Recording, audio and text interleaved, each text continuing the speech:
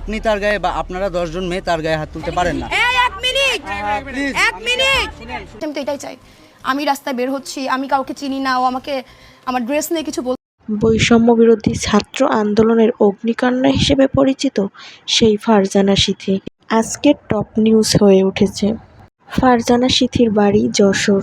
তিনি নিজেকে ঢাকা বিশ্ববিদ্যালয়ের শিক্ষার্থী হিসেবে পরিচয় দেন।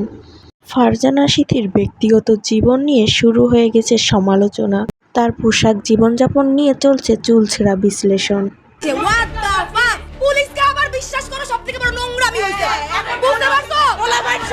আপনি তার গায়ে বা আপনারা 10 জন মেয়ে তার গায়ে হাত তুলতে পারেন না।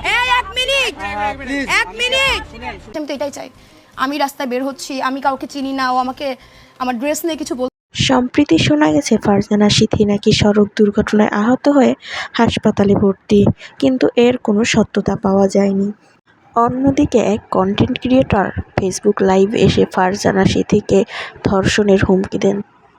তাকে নিয়ে বিভিন্ন ধরনের গুজব রটানো হলেও আসলে এগুলো কোনোটাই সত্যি নয়।